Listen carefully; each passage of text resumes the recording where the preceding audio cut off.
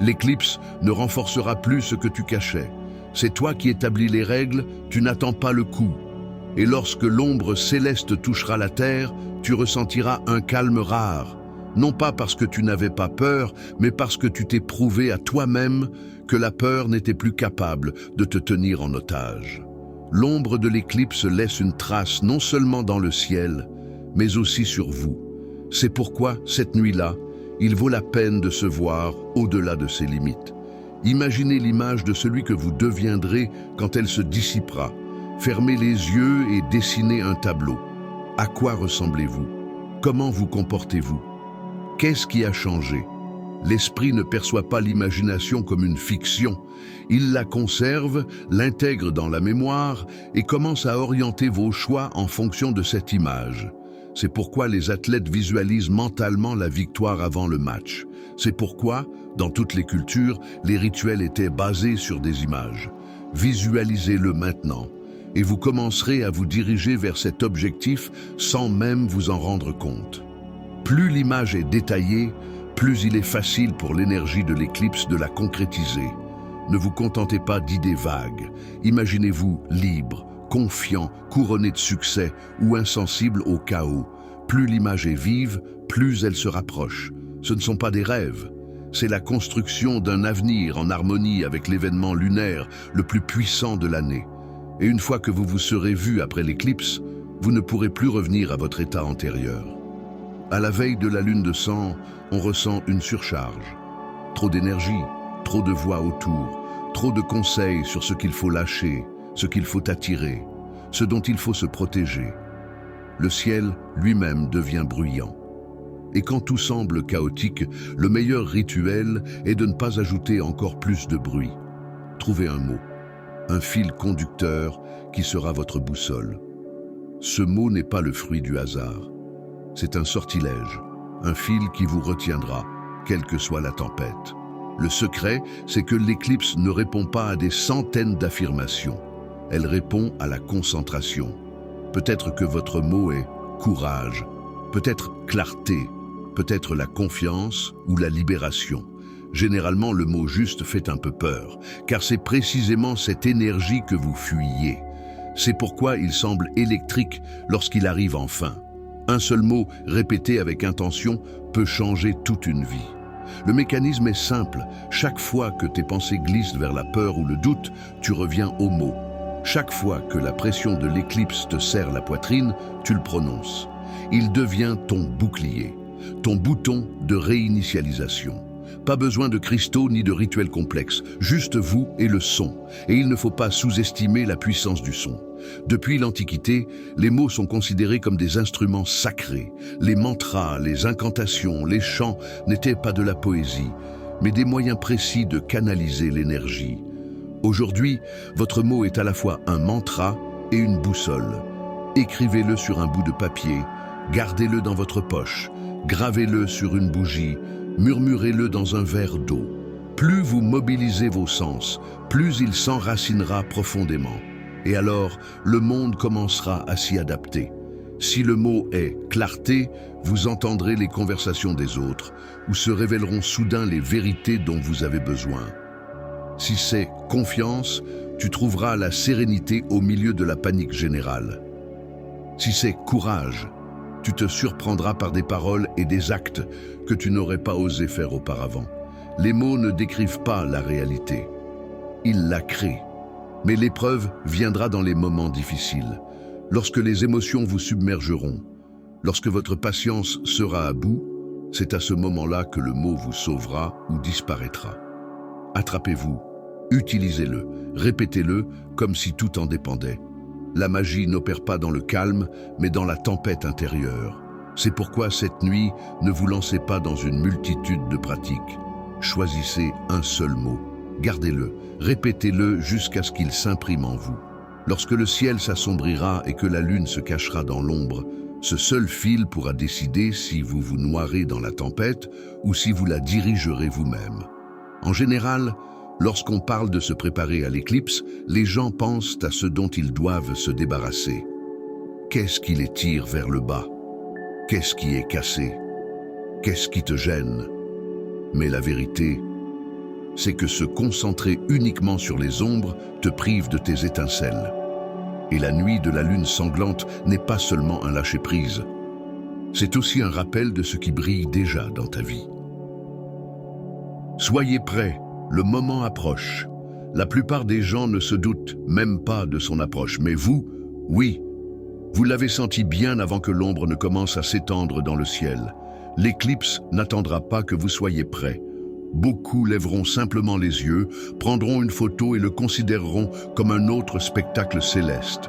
Mais si vous l'affrontez sans préparation intérieure, la lune sanglante ne passera pas simplement. Elle vous recouvrira de son poids, vous entraînera dans son flux. Cette force n'est jamais neutre. Soit vous la dirigez, soit elle commence à vous contrôler. Et dès qu'elle vous attrape, il est impossible de s'échapper. Vous n'êtes pas ici par hasard. Si vous sentez que quelque chose résonne en vous, cela signifie que vous faites partie des rares personnes qui doivent traverser cet état les yeux ouverts. Mais si vous pensez avoir déjà vu la puissance d'une éclipse, sachez que ce n'est pas la même chose qu'avant. Cette fois-ci, tout est différent. Beaucoup se trompent en pensant que l'éclipse n'apporte que le chaos, mais son véritable objectif est bien plus profond. Elle n'est pas votre ennemi, elle est un accélérateur. Oui, elle peut ébranler vos fondations, provoquer une tempête d'émotions et vous donner l'impression que le sol se dérobe sous vos pieds. Mais tout cela n'a pas pour but de détruire. Sa mission est de lever le voile et de vous montrer le chemin vers la croissance. Si vous l'accueillez en pleine conscience, cette énergie peut vous élever plus haut que des mois de travail acharné. Mais si vous l'abordez à l'aveuglette, l'occasion sera perdue à jamais. Pour ceux qui sont sensibles aux vibrations, cette éclipse n'est pas une option, mais une porte. Et une fois que vous l'aurez franchie, vous ne pourrez plus jamais regarder les alignements célestes comme avant. La plupart des gens ont peur de se tromper, mais l'éclipse est indifférente au doute. C'est le seul moment où il faut se permettre d'écrire la pensée la plus folle et la plus incroyable qui puisse se produire dans votre vie ce mois-ci. Ne jouez pas la carte de la prudence, ne vous censurez pas. Laissez la première idée folle qui vous vient à l'esprit se retrouver sur le papier. Pourquoi? Parce que l'éclipse ne fait pas seulement ressortir les marées, elle éveille l'intuition. Depuis l'Antiquité, la lune rouge sang est associée à la prophétie, à la clairvoyance, aux visions soudaines. Si vous saisissez ces éclairs et leur donnez forme, au lieu de les ignorer, ils deviennent un ancrage dans la réalité. Combien de fois avez-vous eu un pressentiment, l'avez rejeté, puis tout s'est passé exactement comme cela? C'est votre chance d'arrêter de rejeter votre propre pouvoir. L'éclipse rend visible ce qui est caché, et cela concerne non seulement le monde extérieur, mais aussi votre voix intérieure. La prophétie n'est pas une prédiction de l'avenir, mais la capacité de le reconnaître avant les autres. Si vous vous laissez aller à ce rituel maintenant, vous découvrirez peut-être dans les jours à venir que l'impossible que vous avez écrit n'est pas si inaccessible. Tout le monde veut paraître fort au moment de l'éclipse. Tout le monde essaie de paraître résistant, inébranlable, confiant. Mais la vérité est que l'éclipse ne réagit pas au masque, mais à votre ombre. Et si vous la cachez, elle vous domine. La véritable force cette nuit-là ne réside pas dans le fait de cacher sa peur, mais dans le fait de la faire sortir. Dites-la à voix haute. Pas dans votre tête où elle pourrit, mais avec votre voix, votre souffle, votre son. Prononcez les mots devant le miroir. Chuchotez dans l'obscurité, enregistre un message vocal. Peu importe si cela semble ridicule, l'important, c'est que l'ombre cesse d'être enfermée à l'intérieur. Tout ce que tu es capable de nommer à voix haute perd son pouvoir de te contrôler secrètement. Pense au nombre de fois où tu as porté la même incertitude sans jamais oser la prononcer. Je ne suis pas à la hauteur. Personne ne m'aime. Je vais échouer de toute façon. Ces scénarios silencieux régissent votre vie plus que vous ne le pensez. Mais l'éclipse ne vous demande pas une version polie, elle demande une version authentique. Et dès que vous la nommez à voix haute, vous rompez le contrat de silence qui vous retient enchaîné. Ce n'est pas une faiblesse, c'est une stratégie de survie. Vous mettez en lumière l'ennemi avant qu'il ne frappe par surprise. Il y a quelque chose de primitif dans le fait d'entendre sa propre voix prononcer des mots dont on avait honte. Au début, cela fait mal, puis, soudain, cela devient plus facile. Tu comprends, ce n'est qu'une pensée, pas une prophétie. Ce n'est qu'un écho, pas un verdict.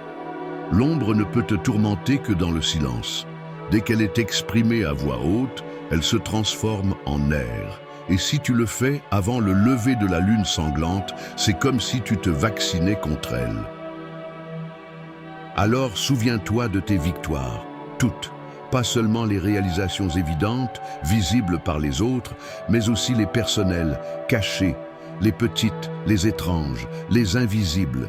Tu t'es fié à ton intuition et tu as évité des ennuis. C'est une victoire. Tu t'es accordé du repos quand ton corps te le demandait, au lieu de te pousser à bout. Victoire. Tu as dit la vérité pour la première fois, au lieu de te taire. Victoire. Tu as ri alors qu'il semblait n'y avoir aucune raison de le faire. C'est l'une des plus grandes victoires. La chance n'est pas le fruit du hasard. Elle naît du souvenir de chaque victoire notable. L'univers amplifie non seulement ce que tu désires, mais aussi ce que tu remarques. Si tu ne vois que les problèmes, ils se multiplient. Si tu vois les petites victoires, elles se multiplient. Souvenez-vous où vous vous êtes surpassé par rapport à l'année dernière, où vous vous êtes pardonné plus rapidement, où vous avez soutenu quelqu'un, même s'il ne vous l'avait pas demandé. Les victoires ne doivent pas nécessairement être retentissantes. Parfois, les plus discrètes changent tout le cours des choses. Et ce sont justement les réalisations étranges et inattendues qui apprécient le plus l'énergie de l'éclipse. Une décision qui semblait insignifiante, une discipline secrète que vous êtes le seul à connaître. Tout cela sont des étincelles prêtes à jaillir sous la lune sanglante. Alors ne vous contentez pas de vous en souvenir, exprimez-les, notez-les, levez votre verre à leur santé. Plus vous les reconnaissez, plus elles prennent de l'importance dans votre histoire. Chaque victoire célébrée aujourd'hui est la graine de celle de demain. Ce n'est ni de la vantardise, ni une preuve. C'est un rappel que vous ne partez pas de zéro. Vous êtes déjà en mouvement. Vous êtes déjà entouré de preuves. Et l'éclipse ne lance pas votre énergie à partir de zéro, elle la renforce. Le poids des offenses est insupportable. La culpabilité est encore plus lourde. Et l'éclipse ne dissout pas ce fardeau, mais au contraire le multiplie. Les ombres lunaires sont des miroirs. Tout ce que vous avez caché, tout ce qui n'a pas été dit, revient avec une force redoublée. C'est pourquoi le pardon pendant la nuit de l'éclipse n'est pas un luxe, mais une nécessité. Pense à la personne, à la situation, au souvenir qui te retient encore, comme de la fumée dans tes poumons. Peut-être s'agit-il d'une trahison. Peut-être s'agit-il d'une erreur de ta part.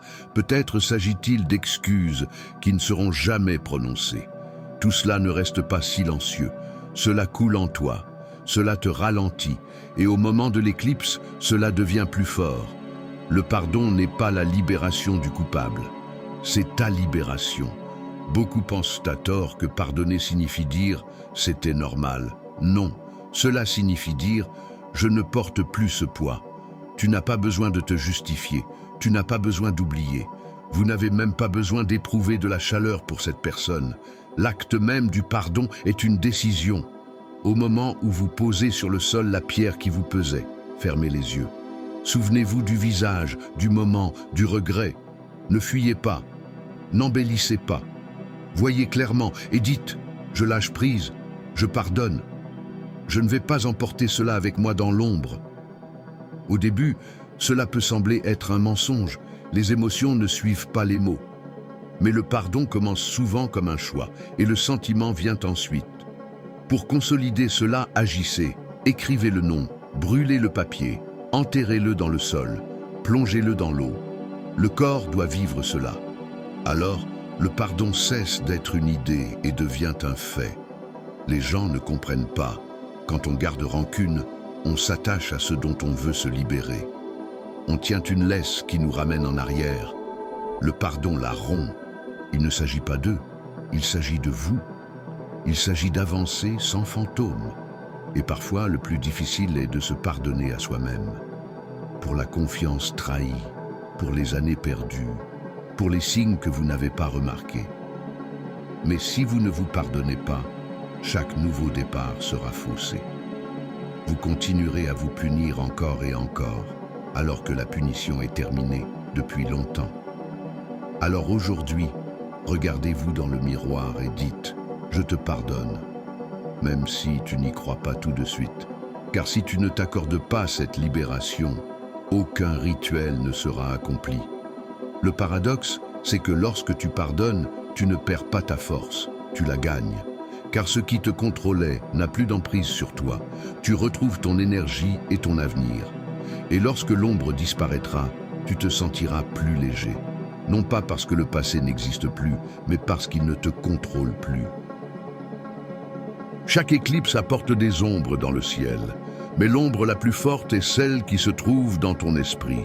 Rien ne vous retient plus fort que la conviction que vous vous répétez sans cesse. Je n'ai jamais de chance. Je ne suis pas assez bon. Personne ne me prend au sérieux. Ces phrases ne sont pas des faits, mais des choix. Vous les avez répétées tellement de fois qu'elles vous semblent vraies. Mais l'éclipse ne reconnaît pas l'éternité. Elle est prête à effacer le tableau si vous avez le courage de prendre la gomme. Votre prison a toujours été l'histoire que vous vous racontez. Alors, mettez-la au grand jour, écrivez-la, nommez-la, ne la cachez plus. Et alors, vous pourrez faire l'impensable, la remplacer. Si une voix te dit « Je n'ai pas de chance », réponds « Je suis un aimant à opportunité ». Si elle murmure « Personne ne m'écoute », dis « Ma voix change l'énergie de n'importe quel espace ». Si elle te suggère « Je ne m'en sortirai jamais », déclare « Je suis déjà en route vers la liberté ». Ce n'est pas se mentir à soi-même, c'est détruire un vieux mensonge. Sous la lune sanglante, le mensonge ne survit pas. L'énergie perturbe le rythme de ton monde intérieur. Tout ce que tu mets dans ta tête maintenant grandira pendant des semaines et des mois. L'ancienne conviction disparaîtra. La nouvelle deviendra une lentille pour tout. Remplacer la croyance et l'avenir qu'elle construisait changera. Ne manquez pas le moment. Ne choisissez pas des formulations douces. Choisissez la croyance la plus tenace et brûlez-la avec la force de l'éclipse. Et sortez dans la nuit avec une nouvelle vérité, car après cela, vous ne vous verrez plus jamais vous-même, ni le monde de la même manière. Il y a un détail que presque tout le monde oublie. Il ne s'agit pas de cristaux, ni de rituels complexes, mais des mots qui sortent de ta bouche. Chaque fois que tu te plains, tu dis au monde « J'accepte cette version ». Et lorsque l'éclipse amplifie l'énergie, chaque petite plainte devient un ancrage. Elles vous retiennent alors que le ciel vous invite à vous élever. Les plaintes sont des prières pour ce que vous ne voulez pas. C'est pourquoi, cette nuit, nous passons un nouveau pacte. Pas une seule plainte, même mineure. Essayez de passer au moins une soirée sans prononcer un seul mot négatif, et vous sentirez une étrange force en vous. Nomme une habitude destructrice. Clairement. Échange au moins quelque chose. Si tu fais défiler ton téléphone avant de dormir, range-le. Si tu te tourmentes avec des pensées, écris-les et brûle-les. Si tu te réfugies dans de faux réconforts, remplace-les au moins une fois par quelque chose qui sera bénéfique pour ton avenir. Les habitudes sont des sorts que vous vous imposez à vous-même, et l'éclipse décide lesquels d'entre eux deviendront des pierres. Ne laissez pas le sort se figer. Brisez la chaîne. Et alors, l'énergie vous aidera à enterrer l'ancien et à donner naissance au nouveau. Souviens-toi, tu n'es pas là pour être spectateur. Tu dois mener cette éclipse. Oui, tu dois canaliser l'énergie. Oui, tu peux aspirer au changement. Mais le piège, c'est de vouloir contrôler chaque détail. Tu peux viser avec une flèche, mais tu ne peux pas contrôler le vent. L'éclipse ne te demande pas de renoncer à ton objectif. Elle te demande de renoncer à l'illusion d'un contrôle total. Toutes tes actions, rituels, paroles, pensées, serments, sont la direction de la flèche. C'est une force réelle. Mais si tu exiges que la vie se déroule strictement selon ton scénario, la lune brisera ton emprise, car dans ce cas, tu n'obtiendras que ce que tu es capable d'imaginer maintenant, et cela éliminera toutes les options sauvages, imprévisibles et merveilleuses que l'éclipse tente de t'offrir. Alors oui, tends ton arc, fixe ton intention, Accomplis tes rituels, visualise. Mais après, laisse de la place à l'inconnu. Car c'est seulement ainsi que vous obtiendrez un avenir plus vaste que celui que vous avez pu imaginer. Lorsque l'ombre sera passée, souvenez-vous, vous avez fait votre part. Vous avez taillé votre flèche. Vous avez tendu votre corde. Maintenant, laissez la lune sanglante l'emporter là où vous n'auriez jamais pu l'emmener vous-même. Et peut-être que le résultat ne sera pas celui que vous aviez écrit, mais un résultat meilleur.